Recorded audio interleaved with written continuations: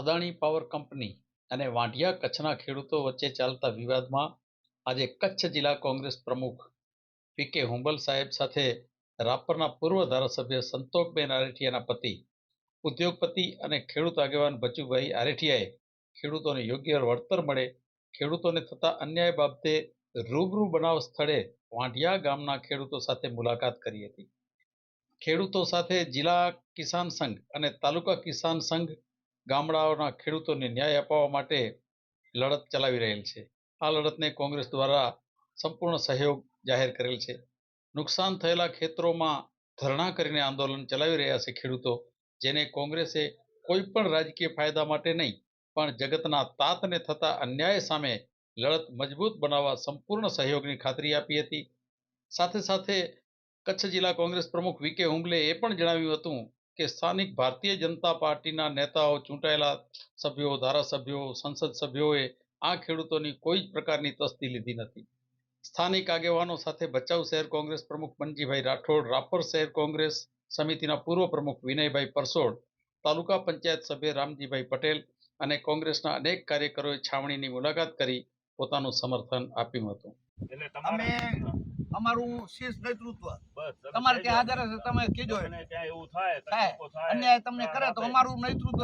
તમારી સાથે છે. બીજી વાત તમે કહો, હવે જ્યારથી બીજો અમારે વરી એમ તમને કહે છે કે રાજકારણ આમાં ક્યાંક ને ક્યાંક અત્યારના નેતાઓ ભેગા છે, તમારે સમજી જવાનું છે. આ બધા ઉભા છે, હું કહું છું ચૂંટાયેલા નેતા ભેગા છે, આવ્યા તમારી પાસે આટલી તકલીફો તો તમારી પાસે વિચાર તો કરો. એને કહેવાનું નથી કે ભાઈ આ સરકારને કે કલેક્ટર ન કે ભાઈ એને પહેલા ભાવ બરાબર આપો. પ્રતિનિધિ લોકો નો હોવો જોઈએ, તમારે ગમેનો કેમ ન હોય. આ બધું વિચારવાની જરૂરિયાત છે ખૂબ કે અત્યારે બધા ભાજપના આગેવાનો છે ને બધા કોન્ટ્રાક્ટર બની ગયા છે. તમને કહું, નામ નથી લેતો અત્યારે, પણ બધા આખા જિલ્લામાં આ હાલત છે. ઓવરલોડ ગાડીઓ હાલે તો એની, ખનીજ ચોરી થાય તો એની, બધા કેમ કરે છે, બધા પોલીસ વાળાને બધાનો સાથ લઈને અમને ખબર નથી પડતી, બધી ખબર પડે. આપણે જાગૃત થવાની જરૂર છે, આપણે જાગૃત થવાની જરૂર. એટલે હવે બધું છે ને હદ થઈ જાય છે. પાણી છે ને, માની લો મોબાઈલ હાલત છે, અને છેક સુધી લડવાનું છે. આપણે કીધા એ પૈસા એને દેવા પડે. કંપની વેપાર કંપની કે નાની કંપની નથી, એ સીધી સરકાર સાથે જોડાયેલી. ભલે આવે છે જેને આવું અને ગામ આખું ભેગું થશે, અમને ઉઠાડી મૂકો. ટાટામાંથી ટાટા જેવી કંપની જે ગાડીનો પ્લાન્ટ રાખતો હતો, ત્યાંનો વિરોધ થયો તો ભાગવું પડ્યું. ખેડૂતોની સહમતિ વગર પ્રોજેક્ટ રદ થઈ જાય ઘણી જગ્યાએ. તમારા નિર્માણો તમે જાઓ, નિર્માણો આપણો અહીંયા દાખલો અહીંયા ગુજરાતનો નિર્માણ કંપની નાની નહોતી, એને હું ભાગ્ય ભાવનગરમાંથી બંગાળમાંથી ટાટાને ભગાડી કરવો પડે. ટાટાને આવડી મોટી ટાટા કંપનીને બંગાળમાંથી ભગાડી દીધી. એટલે બધી તકલીફો છે. તમારે હવે આ બધું અત્યારે હાલે કર્યું એટલે અમે અત્યારે વધારે વાત નથી કરતા. જે કિસાન સંઘ આગળ મદદ કરે સારી વાત છે. અમારા કિસાન સંઘના પ્રમુખથી વાત થાય. તમને કહું, તમારી આ વાત જે છે ને એને પણ બધું અમારે કોઈ રાજ તમે આ મુદ્દો પકડો. ઘૂસ્યા શું કામ આપણા ખેતરમાં? એની પરવાનગી લઈને ઘૂસ્યા છે. આ નુકસાન કર્યું, એનું કોઈ કર્યું, કેટલું નુકસાન કર્યું એ કોઈ લખ્યું પંચનામા કર્યા છે? અધિકારીઓ એ ઉભા થઈને કહે છે તમારે કાંઈ પણ જરાક બનાવ બને છે, આપણે પંચનામા પહેલા કરીએ છીએ કે નથી કરતા? કાયદામાં જોગવાઈ છે, પંચનામું રેવન્યુ ઓથોરિટી કર્યા વગર તમારે કોઈના ખેતરમાં જવાતું નથી. તો અને ચોમાસું ચોમાસામાં અત્યારે કામ કરે એમ ક્યાં અટકી રહે છે? માની લે ચોમાસાનો પાક લઈ લે, ઉનાળામાં કરે કોણ ના પાડે? તો એટલે શું કંપનીના રખેવાળ છે અહીંયા? આપણે તંત્ર રખેવાળ છે કંપનીનું. પરિષદ કરવી પડે, એ બધું બરાબર. સોશિયલ મીડિયા બધા લોકો બધું જોવે જ છે. હા, જોવે. આપણે પરિષદ બધા કરીએ, બાકી આપણે બધા જાણીએ. સૌથી આજે વાત છે મારે, આજે પાછી પ્રમુખની વાત થઈ. તમારે કિસાન સંઘના હતા ને, એટલે એને એમ કીધું છે કંઈક આ સંસ્થાઓના ભાઈ કે ઈ જ કામ છે ને. સોમવારની વાત થઈ કે ક્યારે થઈ મળવાનું એને કલેક્ટરને? જિલ્લા પ્રમુખ એને વાત થઈ કે તાલુકાના કાર્યકર્તાઓ છે, જિલ્લા પ્રમુખ ને કઈ વાત ચાલતી છે ત્યાં સુધી નહીં કરે કંપની કામ. બરાબર છે, એ પ્રયાસ કરે એ સારું કહેવાય, વાંધો નહીં. જલેબી ખવડાવી જગડું છે આપણે તો કામ થાય હા હા હા કામ આપણે કામ છે આપણને આપણો આ થોડા બધા હક મળવો જોઈએ. તંત્ર સુધી વાત પહોંચે મિત્રો ઘણા બેઠા છે એટલે વાત કરીએ કે કંપનીને જેમ ખેડૂત છે આ માલિક ખેડૂત છે કલેક્ટરના હુકમ કલેક્ટર એમને હુકમ કરી દે બરાબર કોઈ પણ સાંભળ્યા વગર અમારી બાજુ હમણાં આવવાને એવી એક લાઈન નીકળે છે અમારી બાજુ કલેક્ટરે આમને હુકમ કરેલા હતા ત્યાં તમે વિડીયા કદાચ જોયા હશે એક ગામમાં પ્રજાપરમાં જોયા હતા ને એ અમારા ગામની જ લાઈન છે અમારા ગામથી જઈને આગળ 4 ગામ નીકળે એટલે એ બધાએ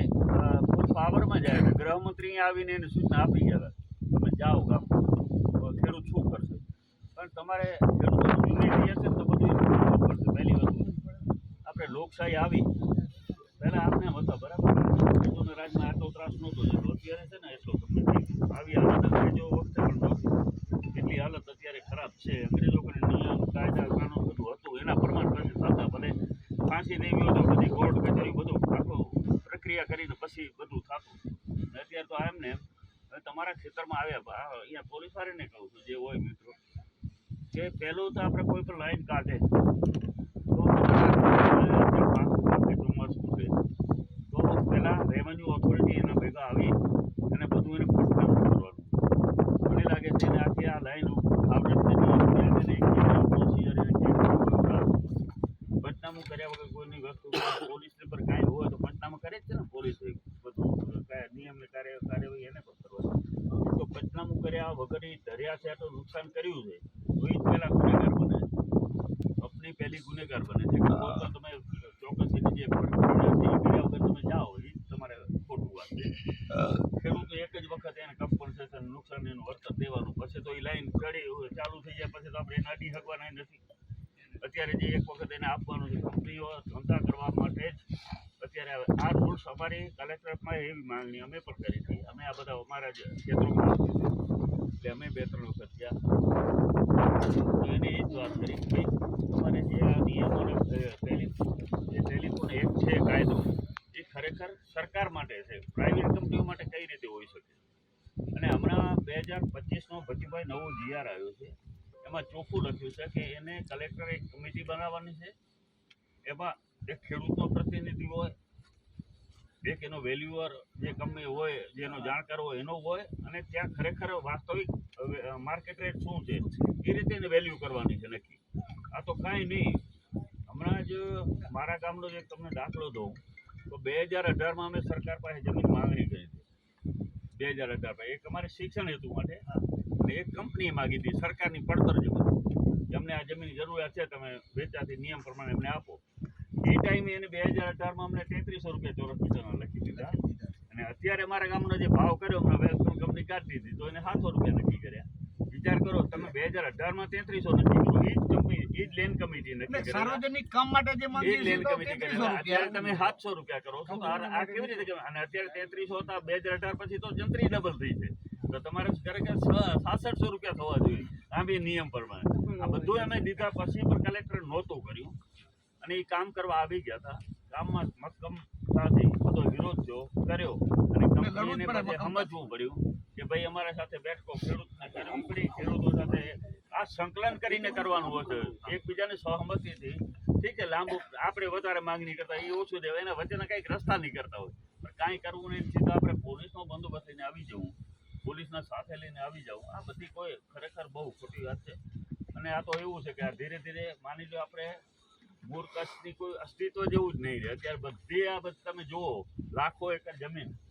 કંપનીઓને આપી દેવી બહારના માણસોને આપી દેવી તો આજે અત્યારે તમને બધું લાગે આ પેઢી જ સુખી છે વાલે પેઢી બધી દુઃખી થવાની છે નોકરી કરવાની છે આપણા છોકરાઓની હાલત ખૂબ ખરાબ થઈ જવાની અત્યારે બધી જમીનો જ્યાં જુઓ ત્યાં કબજા માલિકી હક બધું આ પહેલા એક ઈસ્ટ ઇન્ડિયા અત્યારે આપણે થોડાક રૂપિયા આવે તો કદાચ અત્યારે કદાચ આપણું જીવન 25 10 20 વર્ષ કાઢી જશું સારી રીતે વાલી પેઢીને આપણા બાપ દાદા ખૂબ મહેનત કરીને આ જમીનો બચાવી ગયા બરાબર બચાવી તો એને તો બિચારે આટલું બધું સુખી નહોતા આપણા જેવા ખૂબ દુઃખ વેઠીને બધું એ બચાવી ગયા અત્યારે આપણી હાલત સમય અત્યારે એટલે અત્યારે આપણે થોડી ઘણી આ બધી પરિસ્થિતિ એમાં જો બધી વસ્તુ આપણે લઈને બેઠા હોઈએ ને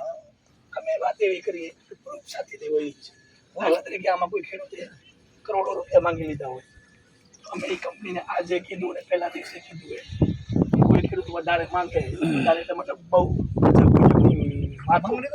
તો અમે એને કહીએ એ માંગે એ ખેડૂત છે એ માંગવાનું કારણ તમને કહું આવી જ અને રાક્ષસી કંપની હોય આપણે કચ્છ જિલ્લાનું બહાર આપણે જવું નથી બહાર જઈએ તો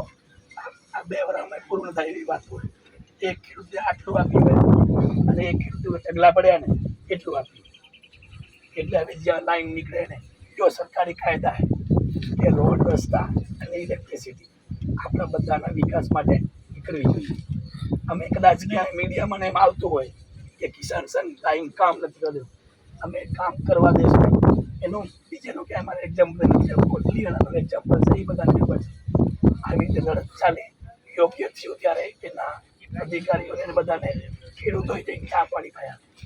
અને આજે અમે બેઠા છીએ એટલે ચા પાણી પાઈ અમારી ના નથી પણ યોગ્ય વળતર મળવું જોઈએ ને બાબા સાહેબે કીધું યોગ્ય વળતર એ બાબા સાહેબને આપણે બધા ઓળખવાની આ વસ્તુ જ્યારે દરેક વ્યક્તિને સમાજ એમ તમે પાછી એ પ્રશ્ન નીકળ્યો કે